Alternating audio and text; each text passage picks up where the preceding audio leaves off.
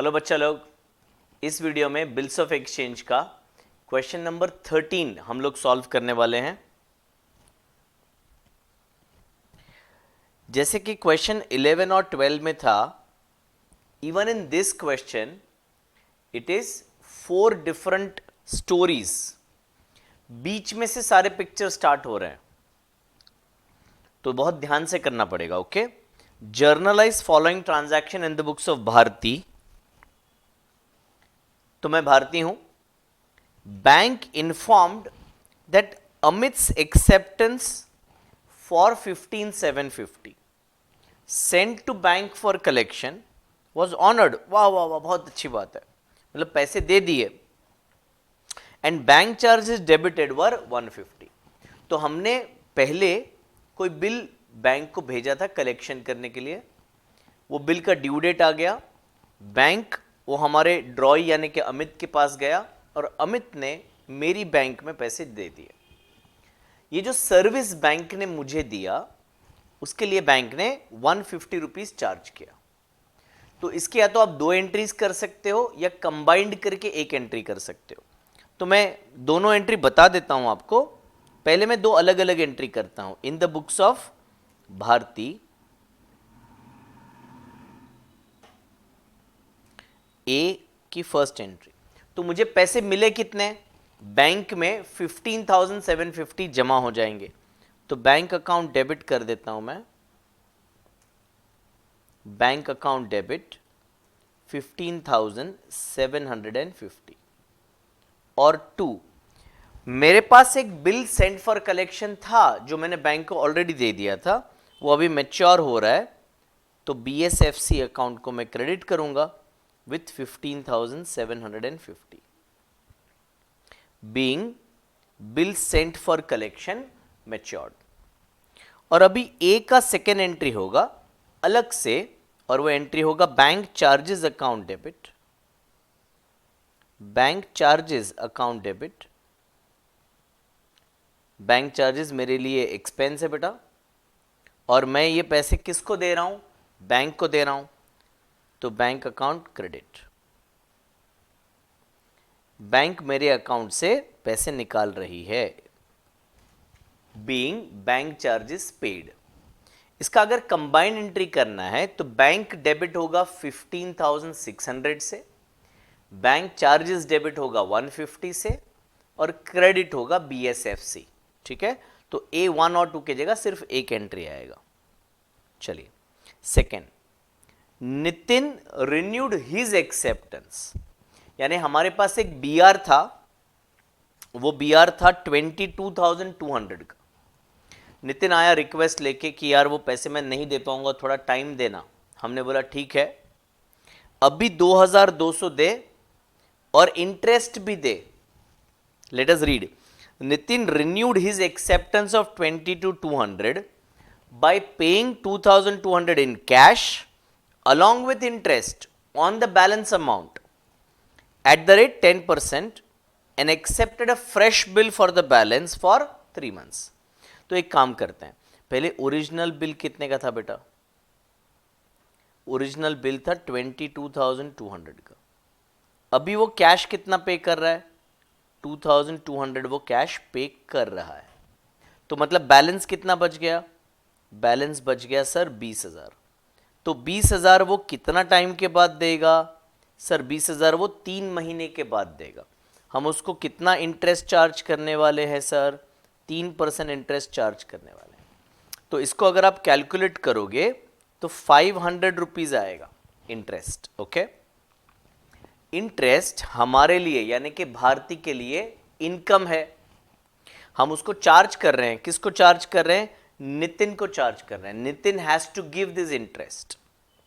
तो इसमें ना पहले तो ये बात करें कि बी में 3 एंट्रीज होने वाली है, और जैसे कि मैंने लास्ट क्वेश्चन में भी बताया था, बच्चे भूल जाते हैं, पहला एंट्री भूल जाते हैं। पहला एंट्री किसका होगा? डिसऑनर का होगा। क्या नितिन ने दिया हुआ पहला बिल अभी डिसऑनर हो रहा है? हाँ सर डिसऑनर हो रहा है, तभी तो ये सब आगे मगजमारी करना पड़ रहा है। तो पहले बिल को डिसऑनर करो। तो नितिन को डेबिट करो, नितिन अकाउंट को हम डेबिट करेंगे क्यों? क्योंकि नितिन से पैसे लेने हैं। नितिन अकाउंट डेबिट कितना बेटा? 22,200। और 2 हमारे पास जो बिल पड़ा हुआ था, जो बिल हमारे पास था वो अभी जा रहा है, बिल्स रिसीवेबल को हम क्रेडिट करेंगे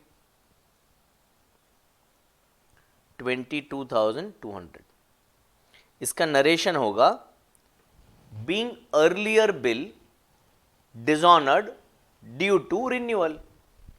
अब सेकेंड एंट्री, हम नितिन से इंटरेस्ट मांगने वाले हैं। कितना रुपया? 500 रुपीज। अभी अभी हमने कैलकुलेट किया है। तो Nitin is going to give us the money, तो नितिन को डेबिट करेंगे 500 रुपीज से, और इंटरेस्ट अर्नड अकाउंट को मैं क्रेडिट करूंगा क्योंकि ये इंटरेस्ट मेरे लिए इनकम है।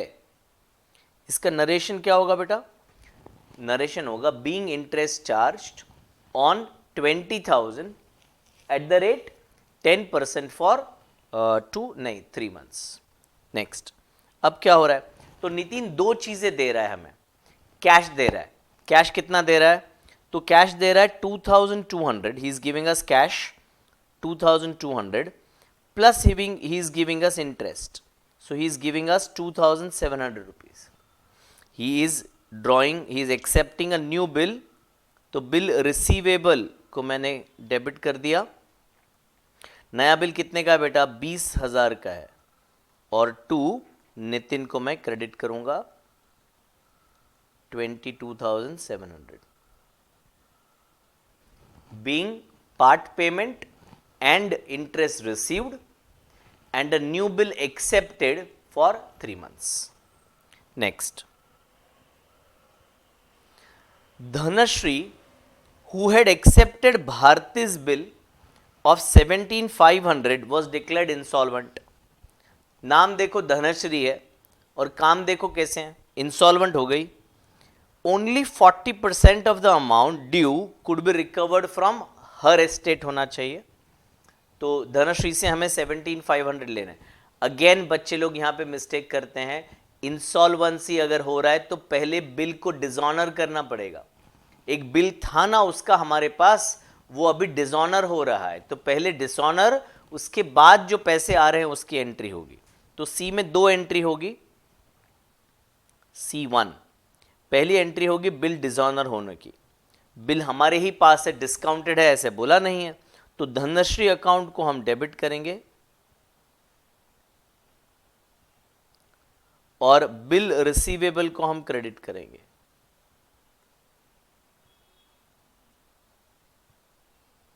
और ये होगा कितने का बिल था बेटा? 17,500 का बिल है।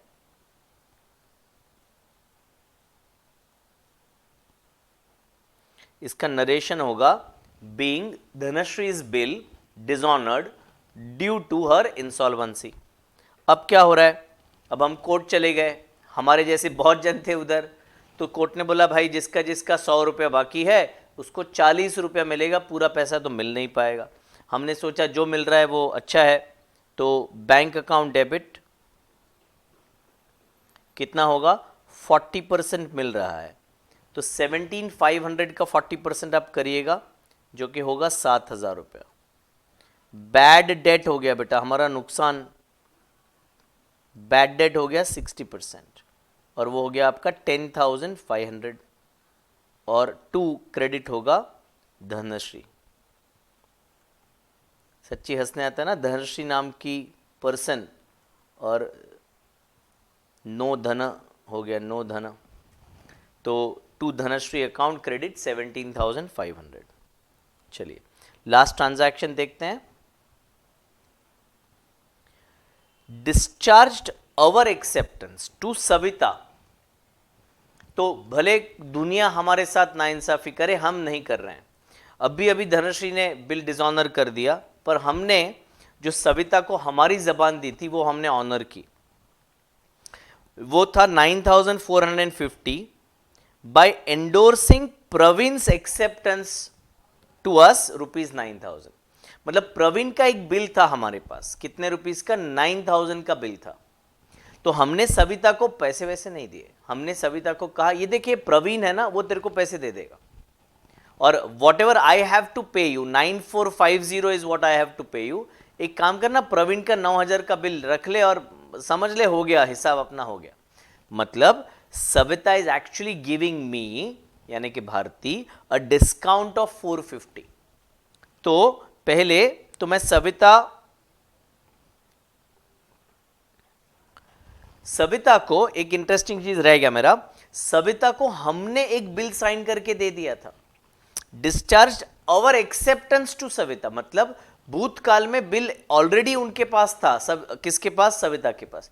तो वो बिल हम वापस ले रहे हैं, बोल रहे हैं वापस दे वो बिल, मैं तेरे को नया बिल दे रहा हूं। और नया बिल किसका, हमारा नहीं, नया बिल किसका दे रहे हैं हम, प्रवीण का। तो बिल पेएबल डिस्चार्ज हो रहा है, यानी कि बिल पेएबल को हम डेबिट करेंगे, बिल्स पेएबल को डेबिट किया जाएगा। वो बिल्स पेएबल कितने का था बेटा, बोलो बोलो, बिल्स पेएबल था 9450 का, उसको डेबिट कर दिया। हमारे पास जो बिल आया था प्रवीण का, वो बिल हम उसको थमा रहे हैं, तो बिल रिसीवेबल हमारे पास से जा रहा है, तो बिल रिसीवेबल को मैं क्रेडिट करूंगा, और वो बिल रिसीवेबल 9000 का है बेटा। तो 450 हमें डिस्काउंट मिला। इसको आप रिबेट अर्नड लिख सकते हो, या आप इसको डिस्काउंट भी लिख सकते हो, ठीक है, discount received account. being our previous bill accepted, retired by endorsing Praveen's acceptance and discount received। तो ये था हमारा solution of question number 13। अभी इस चैप्टर के और 2 सॉल्यूशंस बाकी हैं, जरूर देख के ये चैप्टर एकदम पक्का करिएगा बेटा। Okay, thank you.